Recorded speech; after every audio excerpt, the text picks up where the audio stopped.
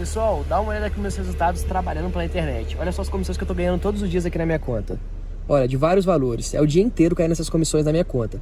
Quer aprender como que eu faço isso? Então clica no link na descrição desse vídeo que eu vou te ensinar exatamente como que eu faço. E falando em vendas, olha só os resultados do meu dia de hoje. E olha que o dia ainda tá começando. Tá bom assim? Pra começar o dia? Eu acabo de encerrar meu dia de vendas e só hoje eu faturei R$ 2.857, sendo que só nesse mês eu já consegui faturar R$ 15.800. Ninguém melhor do que o João Pedro, que foi com quem eu aprendi, para te ensinar isso. Fala galera, beleza? Dá só uma olhada nesses resultados. Um mês trabalhando em casa, usando apenas o celular. Você também pode fazer isso. Quer saber como? Então clica no link na descrição desse vídeo que eu vou te ensinar. O Flamengo ganhou tudo o que podia ter ganho, praticamente, menos a final lá do Mundial.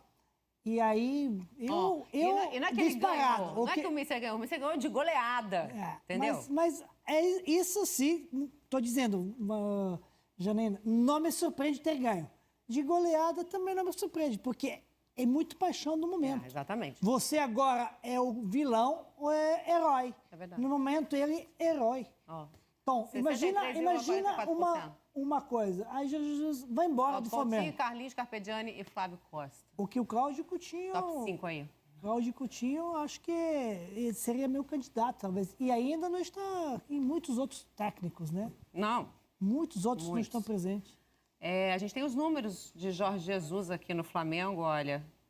Um aproveitamento do Mister, justificando aí essa votação, ganhando de goleada, é de 80,3%. Eu não tenho os números aqui, eu vou passar para vocês.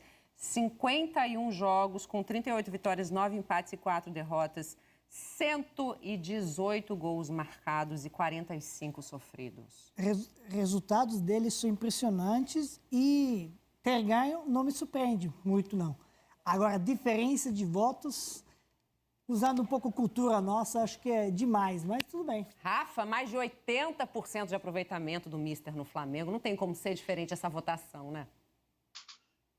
E lembrando também que se a gente for olhar quem são os outros candidatos mais relevantes, todos eles já com uma distância, né, de tempo muito considerável. Tempo. O Carlinhos, o mais próximo, né? E o Carlinhos é um concorrente parrudo. Só vestiu a camisa do Flamengo, depois foi um treinador que aceitava esse vai e vem, né, no cenário político do clube, assumia em tempos de crise, retornava a ser funcionário do clube, muito humilde, né, pouquíssimo ego, falando mais alto dentro dos seus trabalhos no Flamengo e extremamente vitorioso, né, inclusive com 2 campeonatos brasileiros, a Copa Mercosul. Mas a gente pode falar do Fleitas Solis, né, um outro estrangeiro, tricampeão carioca nos anos 50, uma outra realidade, era bem marcante, né, atingir um tricampeonato estadual, como o Flávio Costa, que é quem mais treinou o Flamengo, conseguiu nos anos 40. Só que o trabalho do Mister é recente, fantástico, extremamente vitorioso. Né? Por mais que eu ache que história, uma eleição começa de maior da história, está relacionada a uma construção, né? Ele está há pouquíssimo tempo no Flamengo. Mas é impressionante como o trabalho atingiu um nível de excelência muito acima dos demais no país, conseguiu a conquista do principal campeonato por aqui, título de Libertadores, papel decente no Mundial de Clubes. Ou seja, né, é muito marcante essa passagem. Mas para ser maior da história, eu ainda fico um tanto assim pela construção do time campeão em 81, com o Coutinho, o Carpegiani que assume e consegue dar sequência a esse trabalho, o Carlinhos que eu já citei, o Flávio Costa lá atrás. História é algo muito grande, né? É muito mais longo. A gente acaba tendo um recorte muito pequeno quando fala do Jesus e desse período que não bateu um ano ainda, não bateu uma temporada completa, bateu. Né? Não bateu. Mas é muito impressionante pelo que foi feito, a qualidade do trabalho realizado tem todos os méritos, mas acho que melhor da história seria uma construção um pouco mais longa, uma permanência duradoura, uma repetição talvez do que conseguiu construir, uma hegemonia no período à frente do clube. É possível, mas ainda não foi feito. Seria até provável se ele ficasse 2, 3, 4 anos à frente do Flamengo. Mas não sei se essa vai ser a realidade ali na frente. Além de tudo, né, Ricardinho, tem um carisma danado, né? E aí conquistou a galera de ver. Eu duvido que Mister tenha ouvido algum dia, desde que ele chegou no Flamengo, ali na beirinha da arquibancada, um grito de burro. Porque assim, até quando tá acertando, quando o torcedor pega no pé, que ele tá burro. Duvido, Mas porque ele tem um carisma. o vídeo da torcida para tirar o chaleco, né? Colete, aquele colete famoso. Está de acordo com a enquete, Ricardinho? Ele tá naquela fase que se acontece alguma coisa de errado com o time é o jogador primeiro, depois vem o treinador. Não, ele tá tem... nessa fase, ele construiu isso. Absolutamente normal essa enquete e esse número nesse momento, até pelo que ele construiu nesses últimos 8 meses à frente do Flamengo. A empolgação do torcedor flamenguista, os resultados, sim. A gente só não pode esquecer que, se for analisar resultado, não continuidade de trabalho em si, ou tempo de trabalho, o campeão em 81, o técnico era o Carpegiani, que pegou a continuidade do trabalho do Coutinho, mas ele foi o técnico da conquista de 81, algo que o Jesus chegou o ano passado, mas ainda não conquistou, né? Acabou perdendo para o Liverpool a final. Mas acho que, para ser maior da história, é a construção, sem dúvida nenhuma, de um trabalho. E acho que ele está nesse caminho.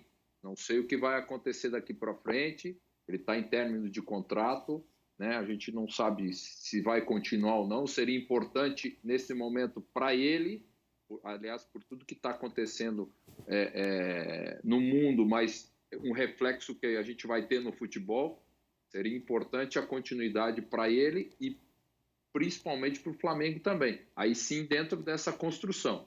Se o ano passado já foi eficiente e um time extremamente competitivo e vencedor, que acabou não vencendo no Mundial, existe a possibilidade dessa continuidade, dessa construção de trabalho para que isso possa acontecer na próxima oportunidade. Estava tudo encaminhado, né? O contrato do Mister termina, não é isso, Rafa? Em maio. Aí chega uma pandemia, uma crise mundial, não só na saúde, mas financeira.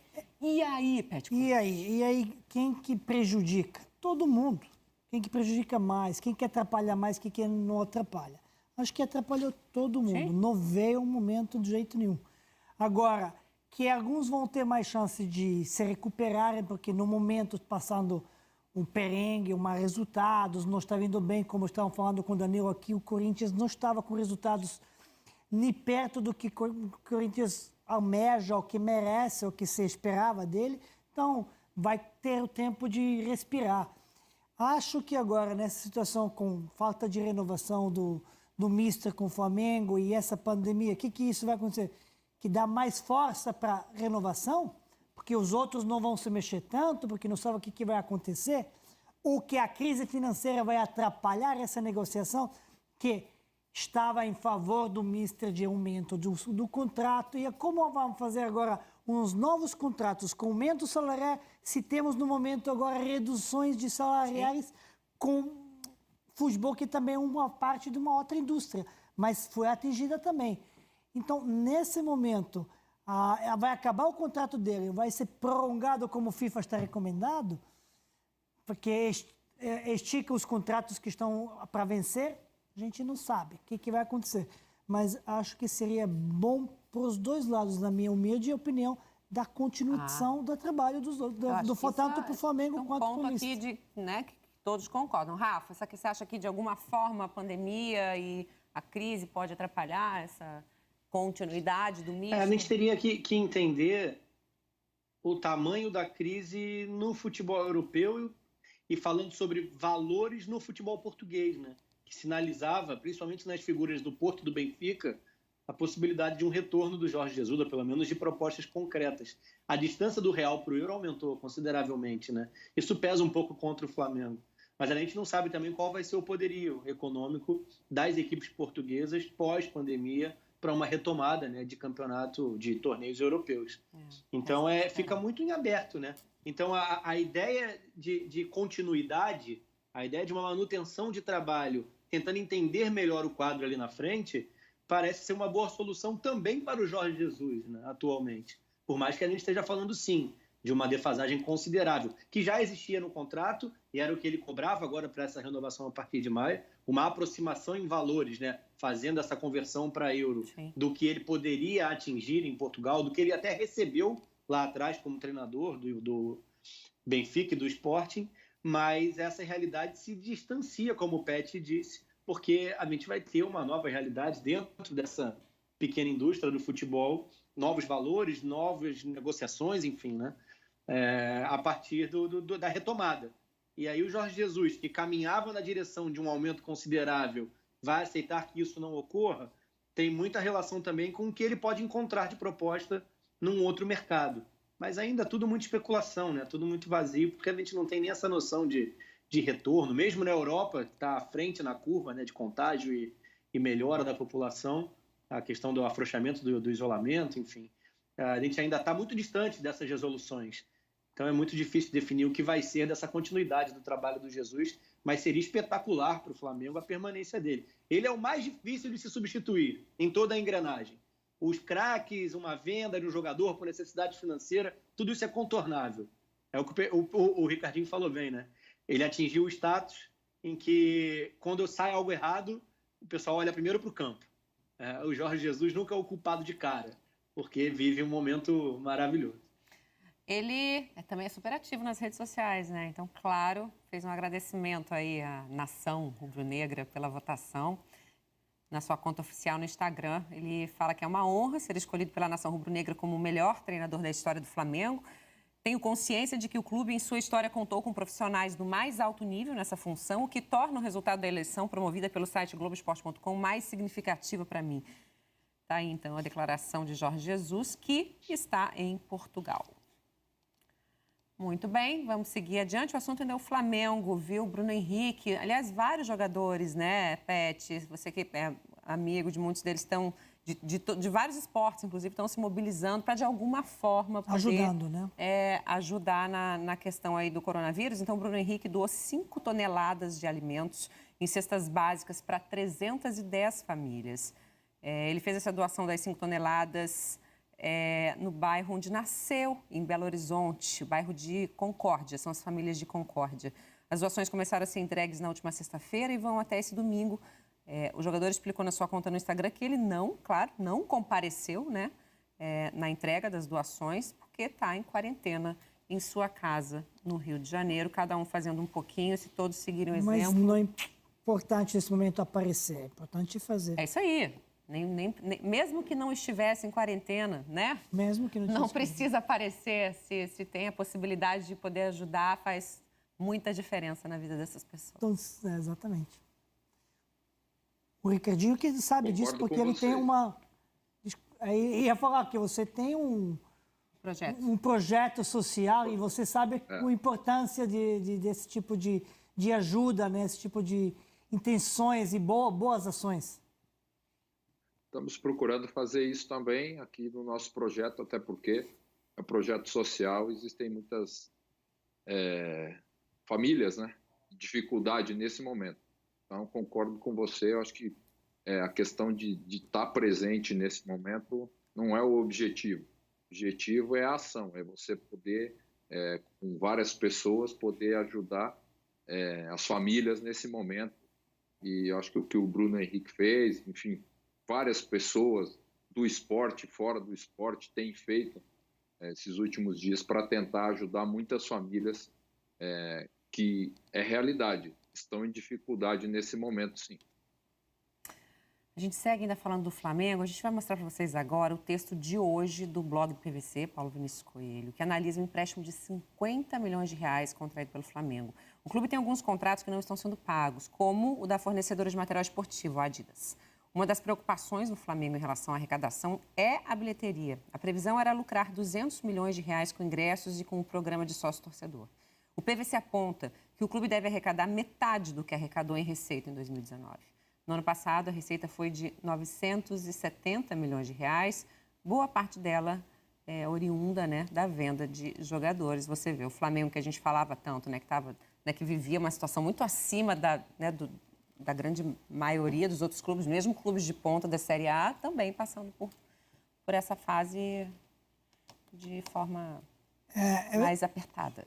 Não, porque depende tudo... O clube em si nunca opera com fins lucrativos. Então, o que ele está arrecadando está reinvestindo em contratações, em infraestrutura, né, em salários, em melhoras, em conquistas. Então, quando faz um planejamento, né, ele quer bater as contas.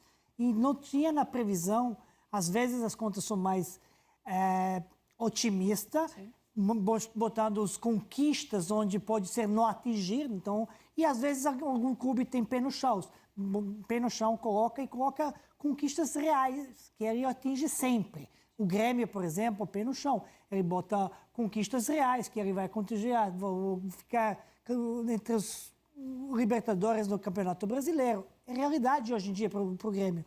Vou ficar oitava de final da Copa do Brasil, na Libertadores, nas competições que está jogando. Vou chegar nos finais do Gauchão. Realidade, ele não bota conquistas no seu planejamento orçamentário no ano. O Flamengo, como todos os clubes, também faz isso. O que acontece? Falta dos ingressos fixos planejados pela situação que atinge a todo mundo pode acontecer e dar as falhas no orçamento do Flamengo. Qualquer jogo botava 50 mil no Maracanã. Exatamente. O Flamengo, ano passado, se não tivesse conquistado o Libertadores, teria problema com o fluxo de caixa. E já estava pré-autorizado um refinanciamento, até negativo na caixa. Mas conquistou, chegou à final, foi para o Mundial, então conseguiu cumprir com os objetivos. E esse ano, se falta alguma entrada, que estava planejada pelos jogos, né, ele já teve um problema, digamos, na receita, não foi planejada, mas aconteceu, porque não tivemos transmissão dos jogos do Flamengo no Campeonato Carioca. Uma receita, quanta que fosse, representa uma falta no orçamento, né? E agora, se a Adidas não paga, o outro patrocinador não conseguir cumprir com o compromisso, o Flamengo é atingido, porque ele está no limite. Então, essas 50 milhões, a gente não entende 100% para que são, dá uma fôlego no fluxo de caixa, o que está dizendo o BAP. O BAP está dizendo que, não, isso a gente só se prevenir para ter fôlego no fluxo de caixa, não é que vai faltar. Mas vamos ver, né? Vamos ouvir o BAP, então? Vamos. Agora há pouco, o vice-presidente de Relações Externas do Flamengo, Luiz Eduardo Batista, ele deu uma entrevista à Flá TV e falou sobre essa questão do empréstimo de 50 milhões.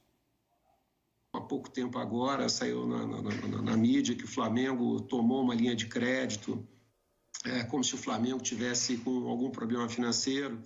Numa situação como essa, você tem que estar líquido, você não sabe quanto tempo vai durar, né, esse processo, então você tem que ter, acima de tudo, dinheiro em caixa.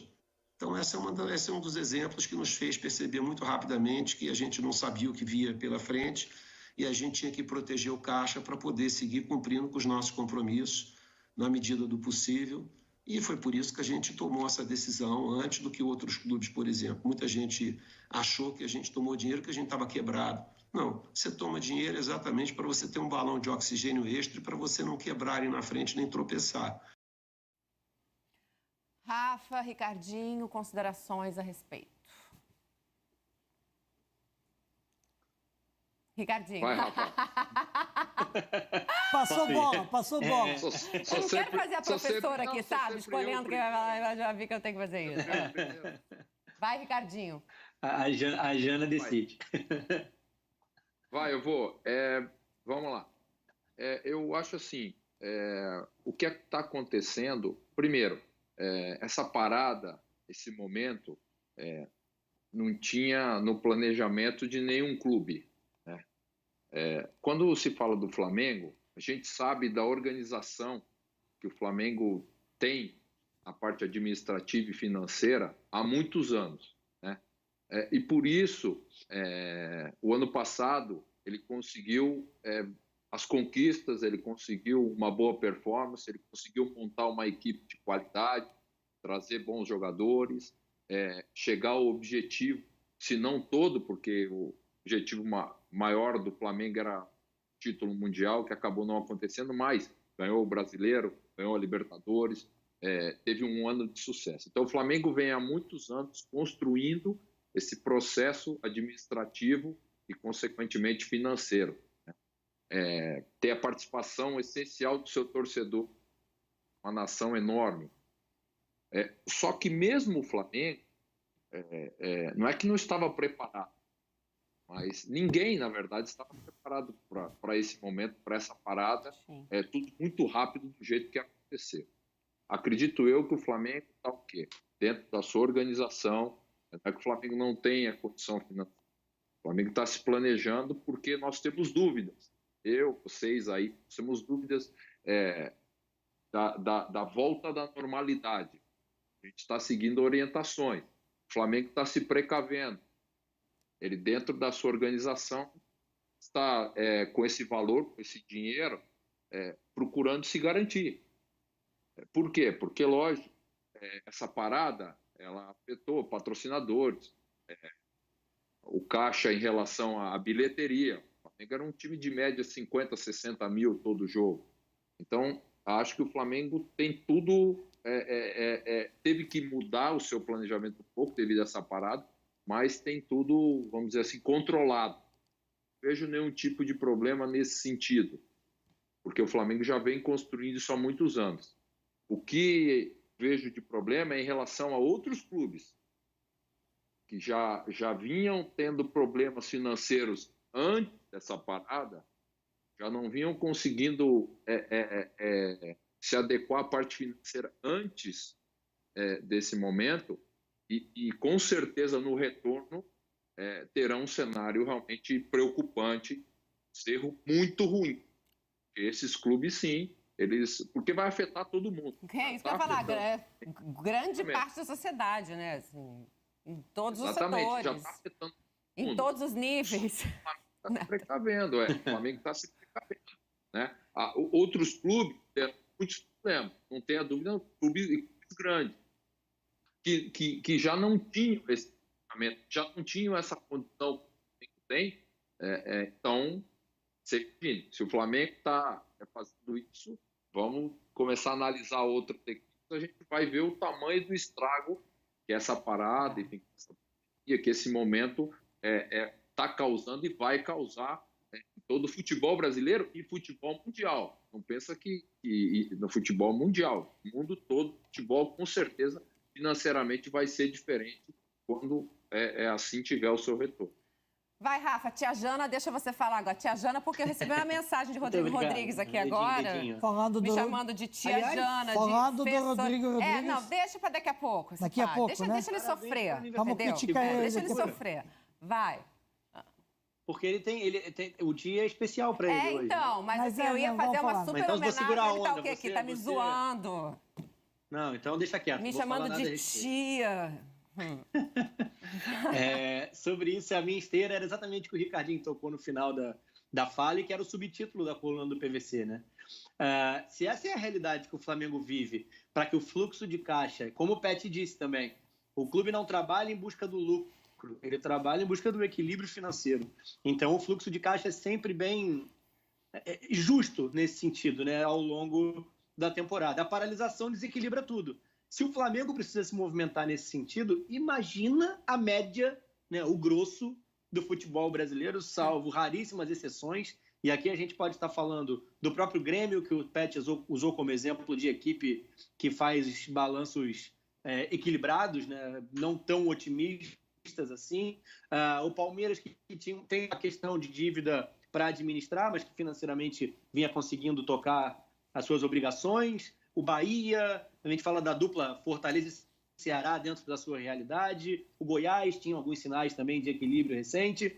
Posso estar deixando passar alguém, é sempre ruim quando a gente cita um por um assim, mas a grande maioria, né, se a gente for generalizar, a gente não tem a menor noção do que vai ser o pós-pandemia, o retorno à normalidade. E que normalidade é essa? São clubes que já deviam previamente. São clubes que, dentro da primeira divisão, Série A, dos 20 principais, já não...